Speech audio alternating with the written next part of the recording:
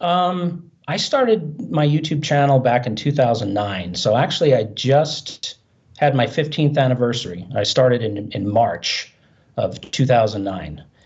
And I don't know. I mean, I didn't really hope to get anything out of it other than to just share my drumming and maybe connect with the community because I love to interact with people. I love to comment on people's videos. When people comment on mine, I always respond back right away. Recently, obviously, doing collaborations. I love to do the collaborations.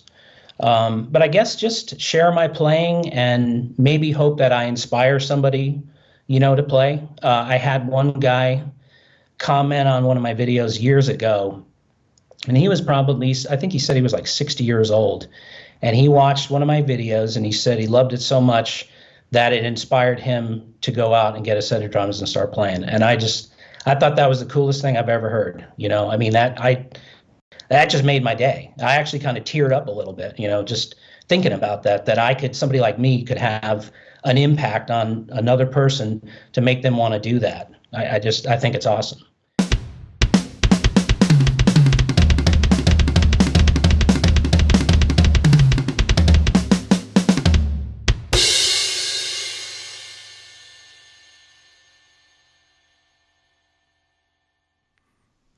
Hey everyone, welcome back to the All Music Matters in That podcast. I'm your host, Brian. Joining me today, Robert Kingston. How you doing, brother? I'm doing good, Brian. Thanks for having me on. No worries. And where are you hailing from? Where am I from? Yep. Originally, I'm from New Jersey, but I live in Tucson, Arizona. Oh, really? Have you been living in Arizona for a good while now? Oh, God. I think it's going to be 51 years in October. Oh man, you've been living out there that long. Jeez. Yeah, I was 6. I'll be 57 here Wednesday. Oh. And we moved out here when I was 6. Oh, really? So, yeah, pretty much my whole life. In other words, happy birthday then. I guess early happy birthday. Thank you. No worries. And do you know the drummer Jeff Jansen by any chance? I do not know him. He's also from Arizona, but he's close to Glendale actually, and real cool dude. And actually, he's got a good presence on YouTube because he does a whole bunch of drum covers too. And I had the privilege of interviewing him as well, and he was actually my first interviewee out of Arizona. And how is Arizona this time of the year? Because I imagine it's starting to get to the 100-degree sort of weather. Yeah, it's actually been a lot cooler really this year. We're just starting to get into the hot, times right now. I think last week we hit 97, 98, 99 pretty much, and now we're kind of tapering off into the 80s. But then the 90s are just right around the corner. So yeah, this time of year can be rough, and June, July, August, September, you don't even want to deal with that. That's when you really want the pool in your backyard. Yeah, the pool, definitely, the ice box, sticking your head in the freezer. It's, like when you go to Costco and you walk in to get your eggs and stuff, this time of year, I'll just stand in there for a few minutes, and just absorb that nice, 32-degree air. Then people will just videotape it and be like, what are you doing, man? What are you doing in here? I'm trying to shop. Well, I'm just getting cool air, Crazy white guy standing in front of the freezer. So. I'll get my Sweetwater shirt on and I'll say, get out of my way. That's for sure. Otherwise, I get my Nashville shirt. Oh, nice. That way. Actually, this is a relatively new one. I got this one last year after going to Nashville for at least a week, and it was with my parents, even though that was actually the first time I actually got COVID on the way back home. So. Oh, no. I was okay.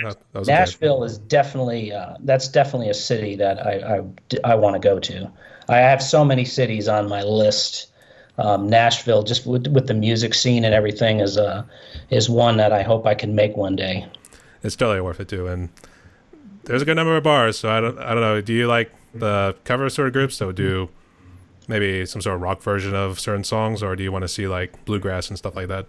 I would like to just check out pretty much anything. I mean, obviously, based on what you see me do on my channel, rock is my main thing. But and I love all types of music, and I'd really like to see some of the roots, from there. So definitely the bluegrass would be awesome to see. And I imagine just the musicianship there is just over the top.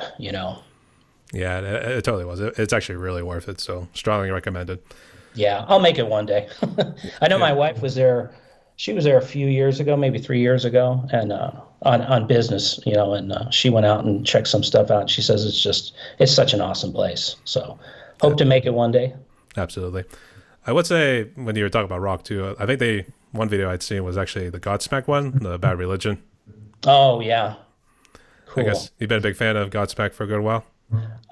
I do like them. Right now, I don't really listen to a lot of that stuff. That was one that I used to play in one of my cover bands. We actually did quite a bit of Godsmack.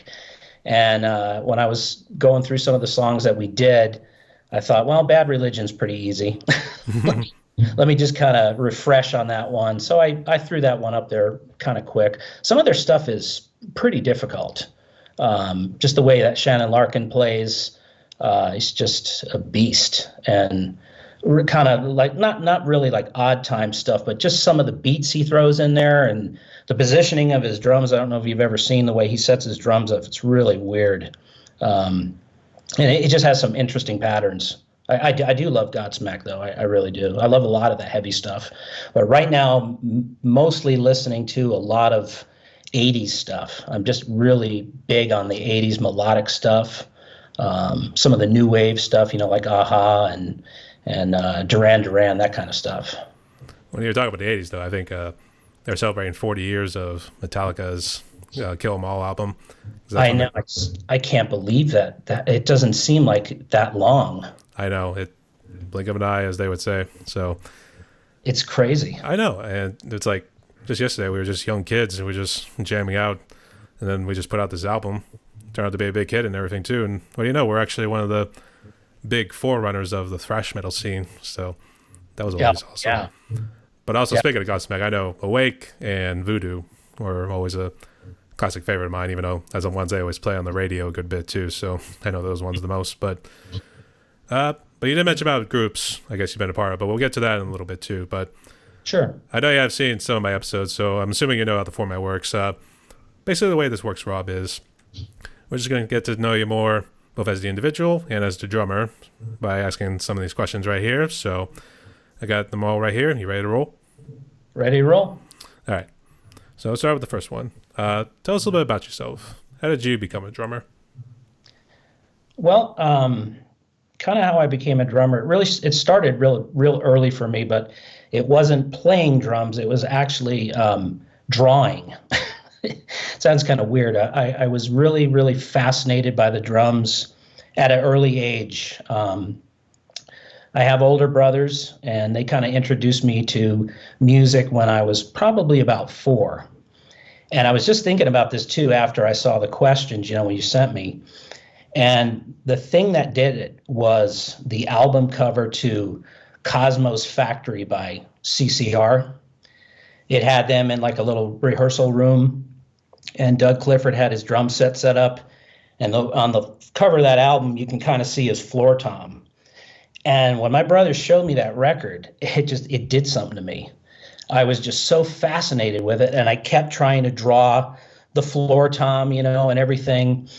And for years, I was just fascinated with the drums, trying to draw them. My parents bought those little toy sets from Kmart and stuff with the two toms off to the side, the big goofy bass drum and the cymbal. But I just didn't really. It wasn't clicking, and it was probably when I was 12. Once again, my brothers kind of got involved in it. They had just got that Rush, All the World's a Stage record. Maybe I was a little younger. Maybe I was about 10. And they got All the World's a Stage, and they were playing it with their friends out the window, and they were playing a song called Lakeside Park. And Geddy says, this is a song about a place not too far from where Neil was born, not too far from here, as a matter of fact. It's called Lakeside Park.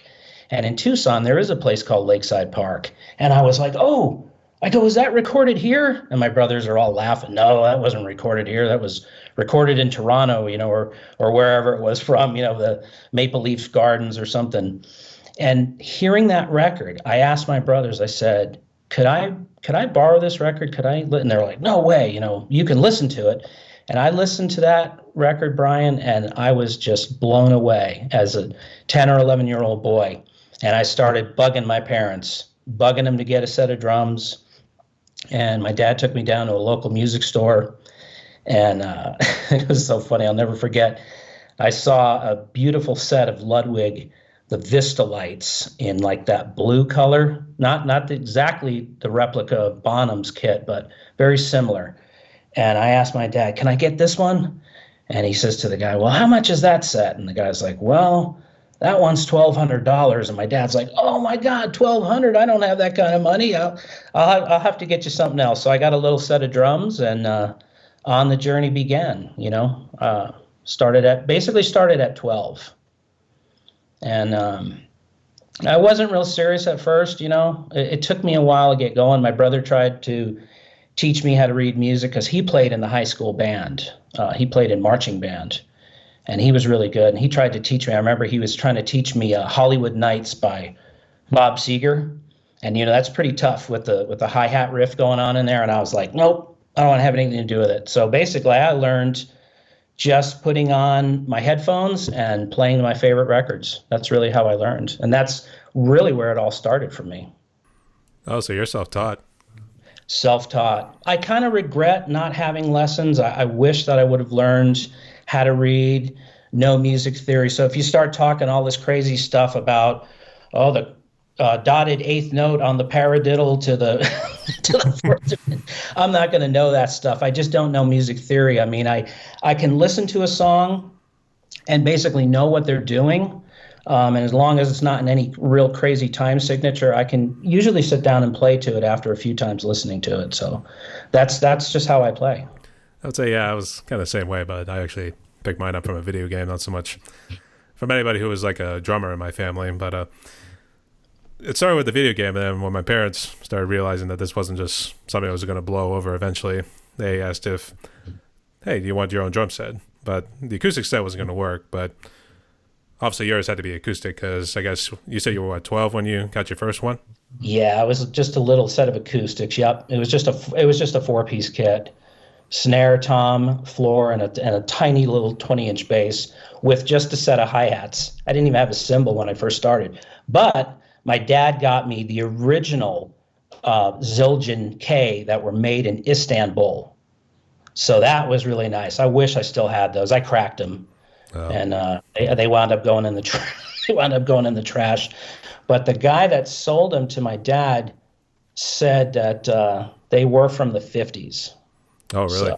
So that was really, really cool to have. I mean, with the little stamp right there, made in Istanbul. I mean, obviously later they changed that, but yeah, it was awesome at the time. I wish I could have had a set of electronics then too, but I don't think they were around quite just then.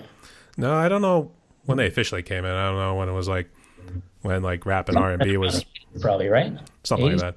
Yeah. It might have been the 80s, but it might have just pretty much been just simple pads. I don't know if the ones you would hit with your fingers, for instance, or something like that. But I think so, yeah. And you said you started with the rock band. That's how you kind of got interested, right? Yeah. It was it actually started off as a Christmas present, and actually me and the whole family, it was me, my mom, dad, and sister, we actually all formed our little rock band group right there, and we never were really good. In fact, I was actually playing guitar at the time. And cool. Eventually I worked my way over to drums, and then worked my way up to easy, medium, hard, expert. I think it was right around Rock Band 3 when they actually started including the hi-hat, one ride, and then one of the crash cymbals. That's when it got a little bit tricky at first because you were so used to just the 4 pads originally, just acting as everything else to your cymbal hits, your hi-hats, and pretty much it was just those 4 pads, so it was a little bit of a learning process getting over that. Yeah. After that, it was what I would say the beginner set. I think it was still Roland, but I can't remember what the exact name was, but eventually upgraded to the Roland TD25K, which is what I've been rolling with today. Yeah, those are nice. Those are really nice. But I did see yours, and your drum set's Roland as well? Yeah, right now I currently have the VAD 506. Basically, it's just the acoustic design. It's very similar in sound to the kit that I previously had, which was the TD30. But with the VAD 506, and then they have the newest one, I think it's called the 706, you just get really the look of, like an acoustic drums. I don't really think they're much different in sound, though they do have upgraded pads, like they have the digital ride now, they have the digital snare, digital hats, just to get a little bit more sensitivity, better rim shots, more lifelike, if you will. But I don't know. I kind of have a real love-hate relationship with electronic drums. I mean, there's so many good things about them, but then there's some bad things about them too. I really just miss the acoustics. I miss that, I guess, sensitivity. That really lacks on the electronic drums. You just don't get that, especially with like rim shots.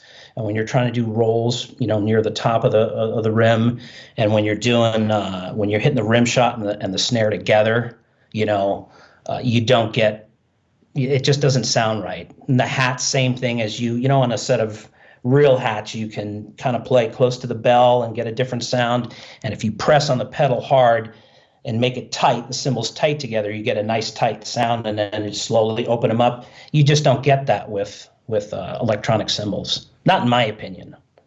No, I think you'd be right, because I know a lot of people I've interviewed, they always say like they still prefer the acoustic set because there's, I guess, tie in with like everything that you were saying, it's the feel behind it.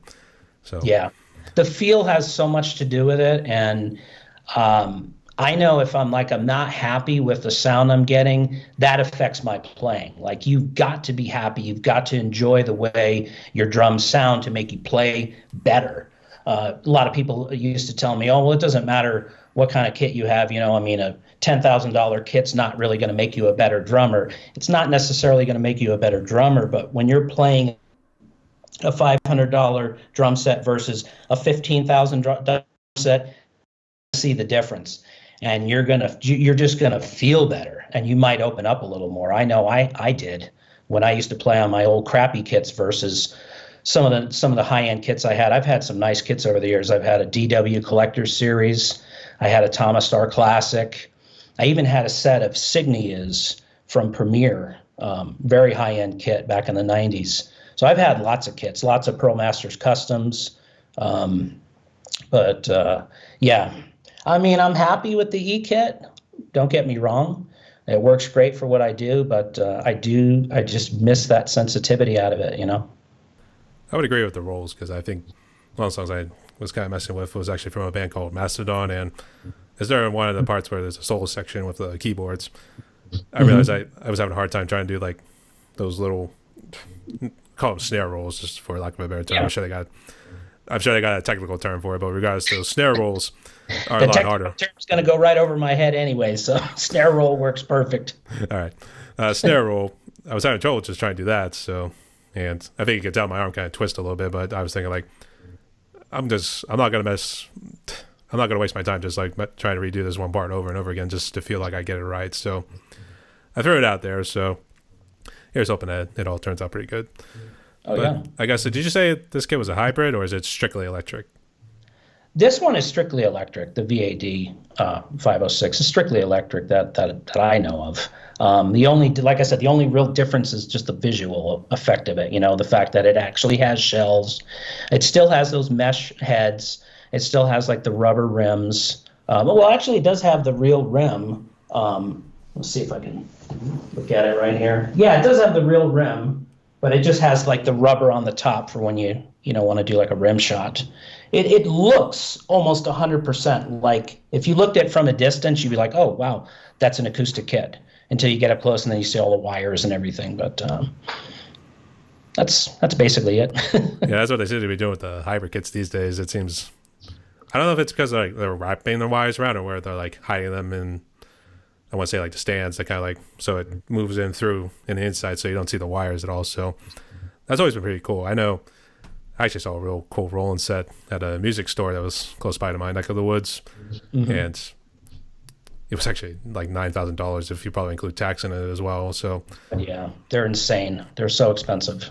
I know. And that's actually the same price for a trip to like somewhere in Europe, or maybe somewhere in the States, depending on like what location it is. So definitely. That's was actually some of the trips I took out to Arizona and in around Utah and Nevada. That was actually a recent trip I did last year. So Oh, cool. it's actually part of my vlogs. So you can easily check Nice. those out. Well, I should say it's part of my Q&A. I actually molded those two together because I always breeze through the questions pretty well. And now I kind of jumped around a little bit, and maybe you could also touch on this because this kind of ties into YouTube and our channels as well.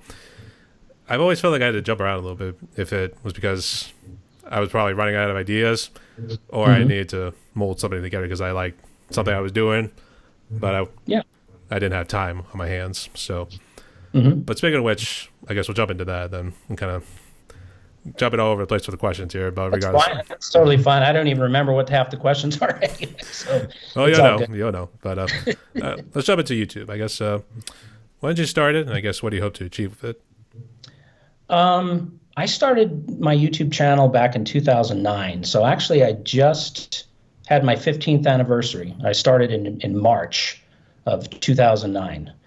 And I don't know. I mean, I didn't really hope to get anything out of it other than to just share my drumming and maybe connect with the community, because I love to interact with people. I love to comment on people's videos. When people comment on mine, I always respond back right away.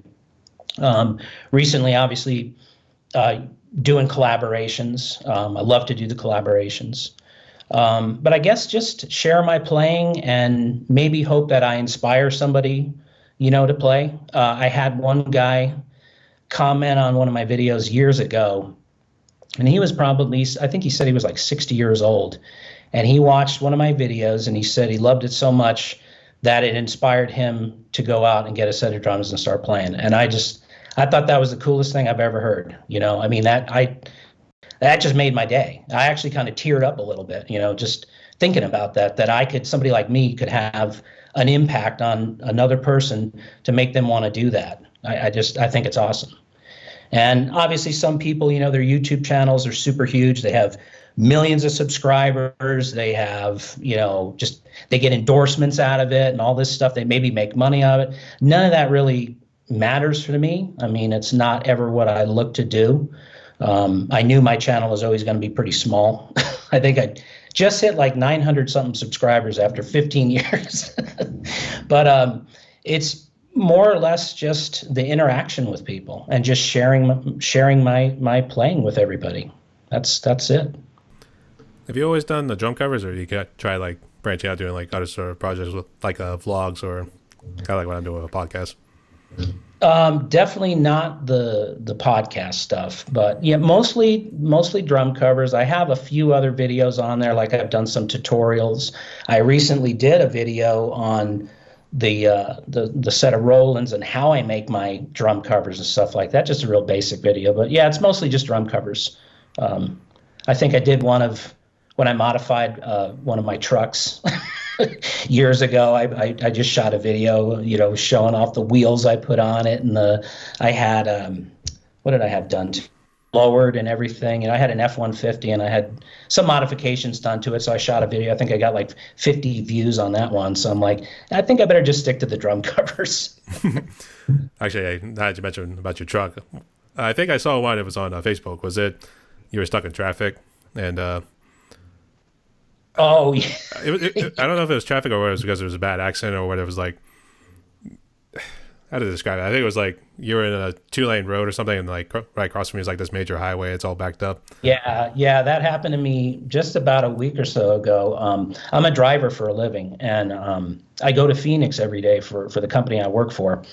And that freeway that stretch of I-10 between Tucson and Phoenix is probably one of the most dangerous stretches of I-10. I see wrecks every single day. And what had happened was the message board said that the freeway was closed. So I'm thinking I could get on Google Maps, and I'm like, where am I going to bail off at? So I bailed off and I got on the frontage road. I actually was going east on the westbound side of I-10, but I'm on the frontage road, right? And all of a sudden I'm seeing the traffic moving. So what had happened was the accident was cleared up, but all of us were stuck on this frontage road, right? And I'm sitting there, I must have sat there for like Oh, an hour and a half. And I was calling my wife and I'm yelling and screaming. And then I tried calling my boss and he didn't pick up. And I'm like, that's it. I'm turning around. So, and I drive a van for my company. So I just kind of found an area where I could turn around, turned around and went back, got on the freeway and started heading back to my shop, and actually could see the guy who was in front of me because he was in like a giant pickup. I still saw him stuck on that frontage road. I'm like, oh, thank God I just turned around and went. So yeah, definitely crazy. I figured I'm bored, let me just go live on Facebook and have people see what I'm dealing with, not looking for sympathy or anything, just, having fun, I guess, just sharing my experience. We make a little Rolling Stones sort of montage, be like sympathy for Rob Kingston or something like that. But actually, how is Phoenix actually? Because a little funny story with mine too, because when I came out to Arizona for the first time, our connecting flight was in Detroit, and they had a little maintenance issue. So we actually had missed our flight trying to get to Phoenix for our big trip. So when we got to Phoenix finally, it was still the same day, but it was late at night. Mm-hmm. I saw some of it, but I've actually never been to Phoenix. So I guess what can you tell me about it? Oh man, Phoenix is an awesome city.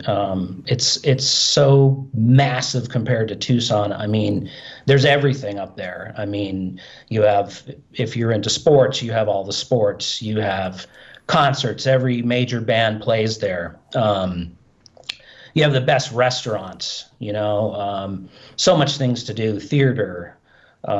Shows, everything you can think of. It's amazing. We used to go up. Me and my wife used to go up there several years ago. We used to watch the Diamondbacks. In her job, she could get tickets, so we used to go up there and watch the D-back game. And we'd stay in one of the hotels, just ride the light rail from the hotel right to Chase Field, I guess I don't know if it's even called Chase Field anymore, but it was called Chase Field at the time. And then we'd watch the Diamondbacks. It's a great place, I go up there every day. It's a little different. I mean, for work, I don't get a chance to really, check things out. I'm just going to my specific places. But yeah, it's an awesome place. Very, very fast pace.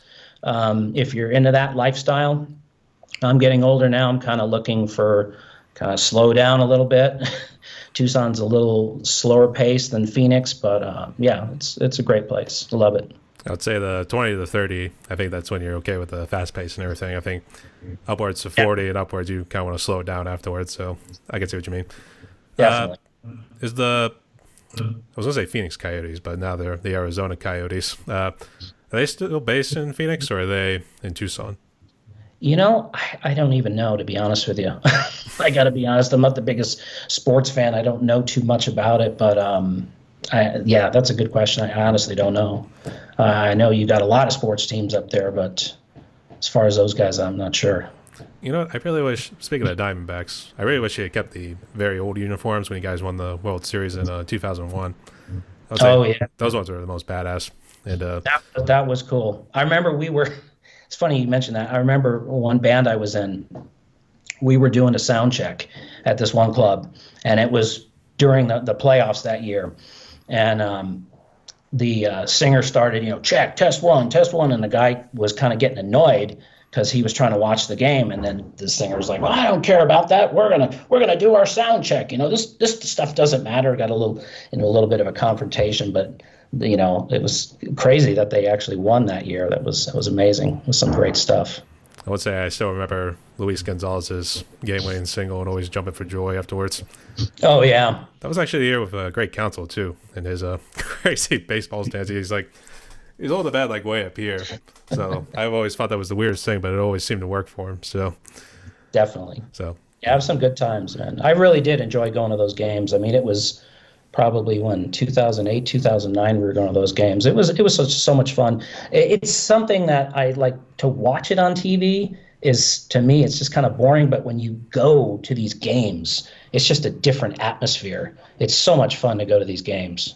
It's it's a blast. I would say I would agree if only there was a good amount of action. But if your team's losing or there's a lot of, maybe not a whole lot going on, then it seems to get a little boring. Yeah. I would say I like the pool idea that you guys have. Was it in right field where you have the pool and everything where everybody goes and chills right there? Oh, I believe so. Yeah, it's been a while since I've even checked a game out, but yeah, that's a beautiful stadium. I love it. I would say that would be the only reason I go to the outfield. Other times, me and my dad, because we go to Pirate games, we always wanted to get close to the action where home plate was. But I would say the pool out there, that would convince me to take a seat out there. So for the obvious reason. Cool off while you're watching the game. Yeah, absolutely. And hey, you got a nice beer alongside. Could you ask for anything more? Definitely. Get a slice of pizza and a nice cold beer, huh? Absolutely. Doesn't get much better than that. Where else would you rather be? Well, there could probably be other spots you want to be at, but for the moment, you're enjoying your time at the stadium. So Definitely. But since you mentioned about your bands, and we had talked about it a good bit, I guess let's go into the bands a little bit. I guess, how many have you been a part of? Oh God, probably a dozen or more. Never made it too big, you know. I mean, always just basically played local. Played in different places in Arizona, mostly cover bands. Just playing, you know, like the top 40 stuff, whatever. Playing all the clubs around town. I had one band we used to play down in Sierra Vista quite a bit because of the military down there.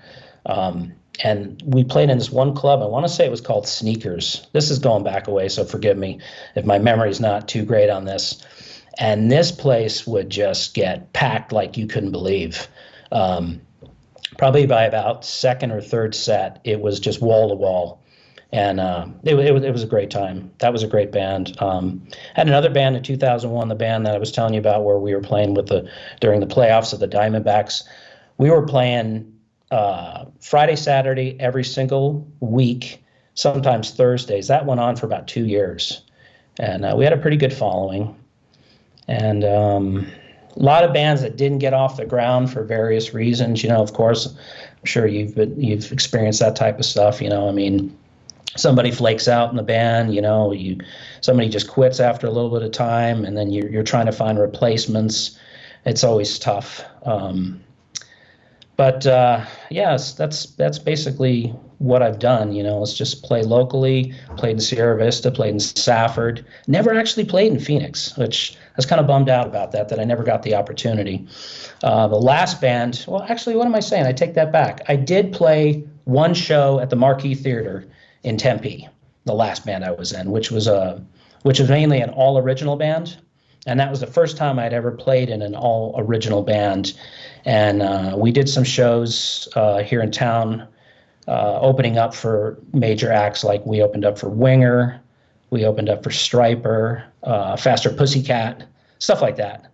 But that was pretty short-lived for me. That band broke up after I was in the band maybe 6 or 8 months, and then it kind of all fell apart. But that's basically what I've done. Are these all original groups, or were they also cover groups as well? That last one was basically all original. All the other bands I played in were mostly just cover bands. I did have one band I played in the 90s. It was a band called 10th House. We played quite a few originals mixed with covers. And that band actually opened up for some major bands. We opened up for the hands down, the funnest group we ever opened for was Night Ranger. Those guys were so cool. We opened up for them. They watched our set. They really liked us. And then when they were done, we were hanging around, and I met Kelly Keegi, and he came out, and they invited us back to hang out with them and, you know, have some food and drinks and just have a party with them. And it was just it was the greatest thing. He signed my symbol, and then he's like, "Hey man, give me a call sometime." And I'm just, you know, here I am, this young guy, and I'm like, "Oh, okay, cool. I'll give you a call, Kelly. That'd be great," you know. just a great time. I've had so much fun over the years. I am 100% retired from playing now. The last band that I played in, the all original band, once that was done, I made the decision to just retire from it professionally for different reasons, and just kind of focus on just playing for fun, playing my electronic kits, and getting more aggressive making videos for YouTube, because I have many years of absence from YouTube for various different things, you know, physical problems or whatever. And that's basically when I finally decided to retire from it and then just focus on YouTube. Yeah. Yeah, you always run into those stories. People tend to get like burned out after, I don't know if it's like too many shows or anything like that. And I guess, is that what you were going to say too? Yeah, I think what for me, it just was when I wasn't having fun doing it anymore, when it just became like work to me and it just became a real drag, something that I dreaded, like, oh, I gotta do this show and I don't want to do it, or I gotta go to rehearsal and I don't want to rehearse. Then I knew it was time. It's like, I kept telling myself, if this is what you love, this is what you were born to do, don't give up on it. And I'd have to keep kind of giving myself a pep talk, if you will, to go.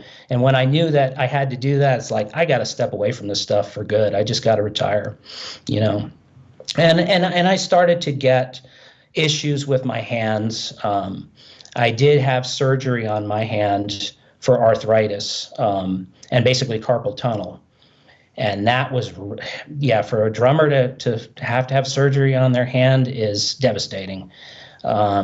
And I got so depressed, and I thought that was going to be basically the end, but it wasn't. I continued on after that. But, just having the physical pain, getting knee pains, getting foot pains, all this stuff, and having to lug your gear constantly for practice, for shows, it just became too much work. The work kind of outweighed the fun, if that makes sense. Yeah, I see. Yeah, you're definitely right in terms of you want to make sure you still have fun with it, but if you're just considering it like a job where you're always like dead serious about it, otherwise the boss is going to fire me, that sort of thing. Yeah. Then it's probably best to back away from it too. Absolutely. I've kind of felt it at times with how YouTube goes, especially when you're always trying to keep a constant presence, like posting videos every week. So I think it's having these sort of interactions too that it's actually what really makes it fun. This is what really gives me purpose. Sure. And I guess how your hand's been feeling, I guess, when was that surgery? The surgery was 2016. And it's both hands actually hurt. I did my left hand first because my right hand is my main hand. And I didn't want, if the surgery was going to go bad, I certainly didn't want to kill my better hand. So I told my wife, I'm going to try the left hand first and see what happens. As far as the initial pain from the arthritis, that went away. But then the surgery caused other issues, which is what happens when you have surgery. You go in to have surgery for one thing, and then it causes something else. Maybe you get nerve damage, or the swelling never goes away. There's always a drawback to it. So in my case, the doctor, he said, because I have what they call a hyperextended thumb, where my thumb will bend back, kind of like, yeah. And he's like, let's fix that. We'll fix the arthritis. We'll fix that thumb to where it won't bend back, and your hand will be as good as new. So I'm like, okay. I mean, of course I'm going to trust this guy. He's like one of the best hand specialists in town, So I'm like, okay, let's do it. So we go ahead and we do that. And then during the healing process, I'm noticing that I'm getting all kinds of like clicking now in my thumb and other pains that I didn't have. So I guess I traded one set of problems for another. So after it was all said and done and I was completely healed up, I told my wife, I said, you know what? I am not doing my right hand. I'm just going to live with the pain. And I use, I rub oils on there, like this stuff called living silica. I put that on my hand. I take arthritis medicine, and it seems to dull it down just enough to where I can get through everyday life, because I really don't want to have to go through surgery again. I guess if it gets so bad and my mobility gets so affected, I may have to do it eventually, but I'm crossing my fingers that I don't ever have to go and have the surgery. Yeah, absolutely. Yeah, I could probably say that I do the same thing if I was in your shoes as well. So that's good to see. I guess, do you put on that cream whenever you're getting ready to like do a drum cover or do any sort of practicing? No, not really. I usually just do that at night. Sometimes I'll wrap it with the cellophane. But for when I do a drum cover, I just basically I sit down cold and maybe run through the song 5 or 6 times before I start to shoot the video. See, I listen to the song. This is the best thing about being a driver, is that I listen to the songs that I'm gonna do the drum cover to. I listen to them over and over and over and just memorize them. So when I actually sit down behind the kit to rehearse the song, I pretty much have 90% of it. I just have to fine tune some stuff. So I don't know if that's cheating in a way.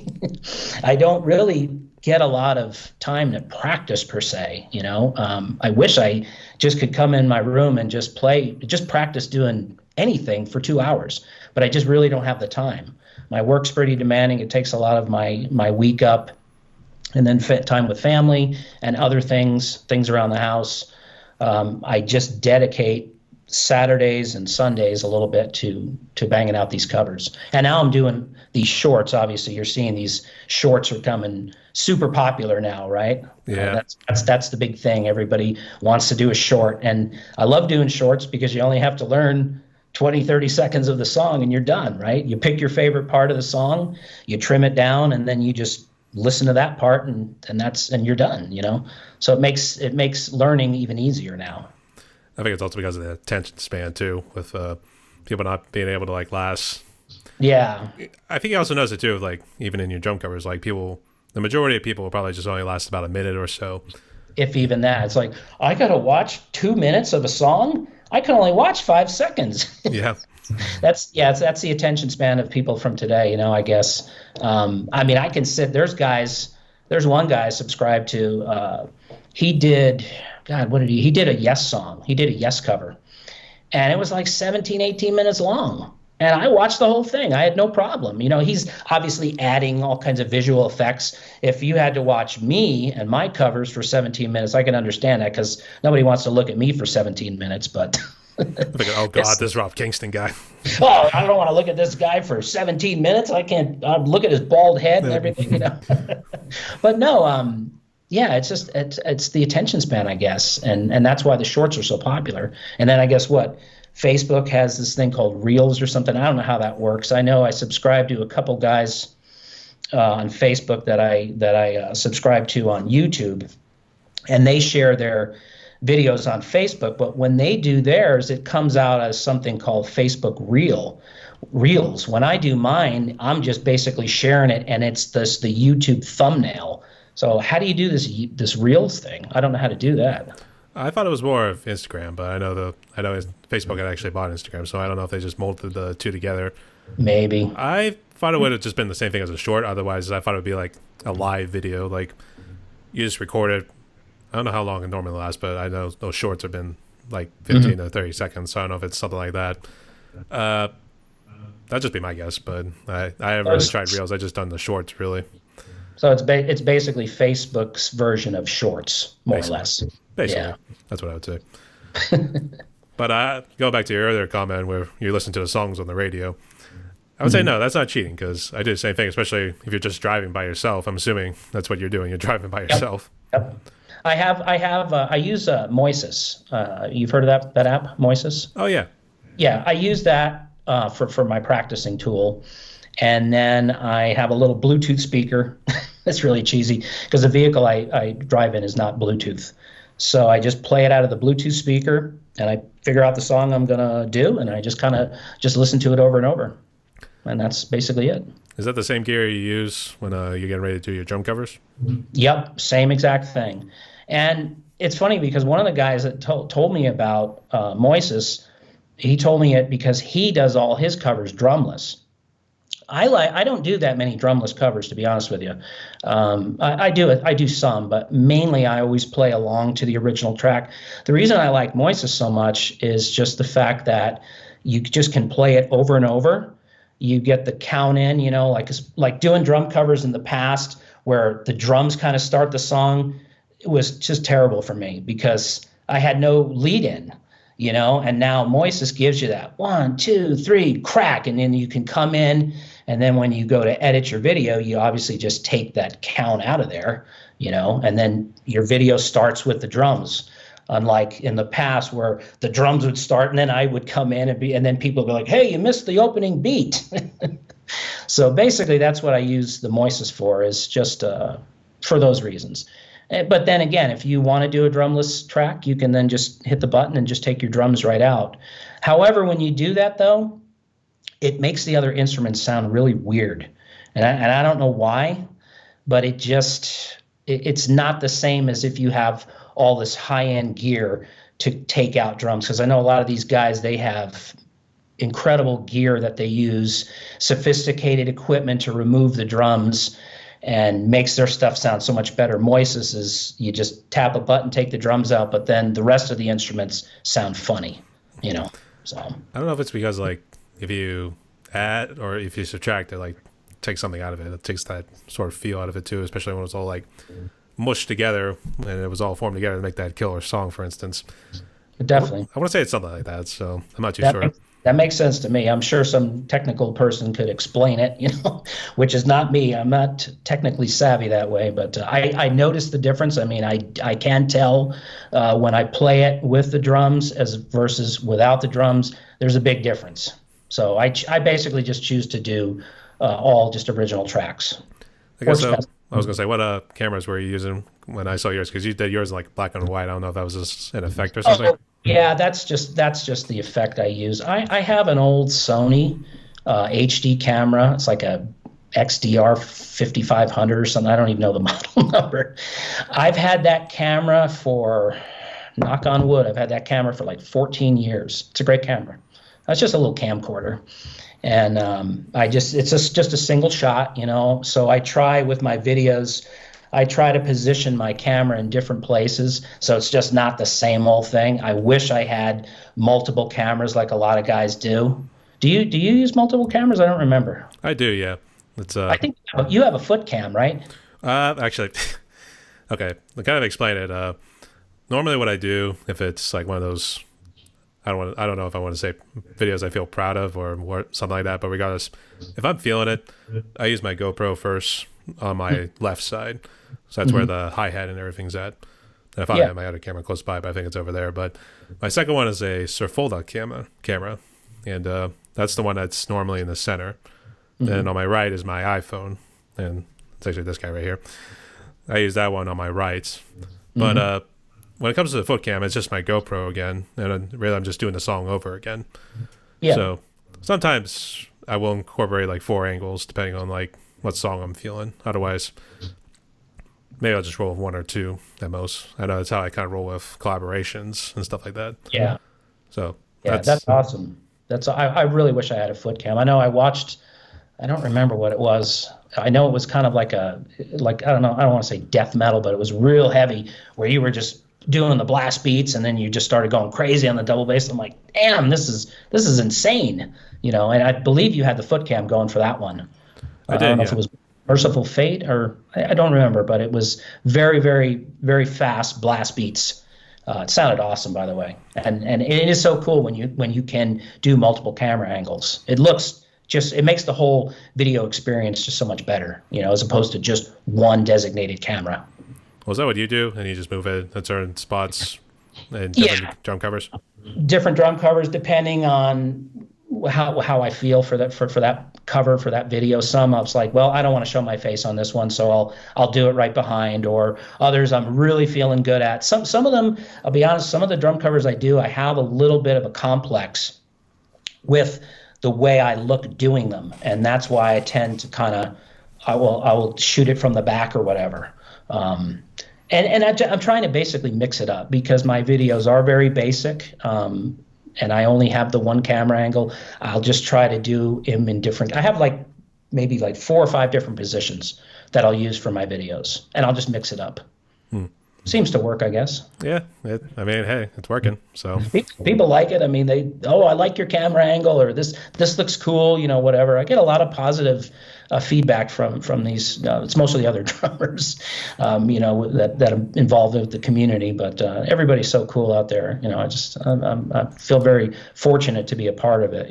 I'm very, very, very happy to be a part of it, I should say. I guess who did reach out to you in the drum community? Was it Drumman 190 or was it somebody else? Drumman 190 did reach out to me a long time ago. Yeah, I was connected to him a long time ago. Zach's Drums and Golf. I don't know if you're familiar with him. Yeah, He I've seen reached him. Yeah. out many years. Yeah, he's an awesome guy. Him and I have done a couple collaborations. We did one recently, and it was it was blocked in the U.S. and Canada. But I have people that subscribe to me, from different parts of the world. So a lot of people still were able to see that one. Sal is like one of my Sal D'Amato. You had him on recently. Yeah. Him and I have been connected, I think, since I first started on YouTube. He's a great guy. Sal is the one that made a comment on one of my videos, because my older videos are horrible. They were just recorded with the room audio and just the microphone that comes on the camera. So it would pick up, like the sticks clapping together. If I was running a ceiling fan or a floor fan, it would pick up that noise. And he was so cool. He's like, "Hey, Rob, your video sounds good. It sounds great. I like your playing." And he goes, "Do you ever consider recording direct?" And I replied back to him, and I were going back and forth on the comment thread, because I don't think you can kind of message privately on YouTube, not that I'm aware of. And he was kind of breaking it down how to do it. And he told me how to record direct. He's like, "Well, it's really easy. I'll tell you everything you need and how to do it." And he did that. And ever since that time, I've been recording direct. I think the first video I did that way was Shaman's Harvest was the band. I don't remember the song. It was actually a song I was playing in my last actual band that I was in. Really great song. And then from that point on, every video I did was direct, and there was no more crappy audio. It was more stereo sound, and the music was balanced more with the drums, and no more floor fan noise in the background and sticks clanking together and stuff like that. So yeah, Sal's an awesome guy. Yeah. I haven't talked to him in a good while, actually. I gotta see how he's doing, but it looks like he's still making drum covers and all that stuff too. So looks like he's still living large. So it's good to see he's doing well. I don't think he's as active making the covers as he once was. At that time, he was posting constantly. We were going back and forth, and there was another guy too named Dominic Nardone, and we were all connected. He's a cool guy. I'm connected with him on Facebook too. He doesn't post a lot either. They all started around the same time that I did. I was actually trying to get Dominic Nardone on, but it doesn't seem like he's very social. So that was kind of a bummer too. I did see him on Facebook, and I tried asking him if he wanted to come on, but he didn't seem the social type. So unfortunately, maybe on the back burner. Maybe I'll try again at some point, but I don't think he's gonna want to come on, to be honest. But you don't roll with MIDI? Is it just comes in through your module? And I guess what do you do then in order to get the sounds for your drum covers? What is it? I'm sorry, Brian. I use what's called MIDI. So it's like little notes that show up on my digital workstation. So when you hit like the snare, for instance, it will show up as like a note. And then afterwards you assign sounds to it in order to make it. That's how you hear the drums on my videos. So that's what I roll with. I guess, how do you get your sounds? Is it strictly up from the module? Yeah, it's so basic. It is a cable out, the master out, straight into my camera, the microphone input on my camera. That's it. I'm not using an interface or any of that other stuff. Just simply for the fact that I don't know how to use any of that stuff. What I do though is I take a lot of time to customize the settings on the module. Like I'll listen to the song and I'll start with the snare drum, and I'll try to match that snare drum. I'll try to match the kick sound. I'll try to match all the toms and get the cymbals and everything as close to what's on the original track as possible, and get the level set so my drums are just a little bit above the actual original drums. And that's it. So it's a lot of tweaking on the module, just different settings and stuff, but I don't use any of these enhancements, like I don't do the MIDI stuff or the interface or any of that. I know my videos are ultra basic.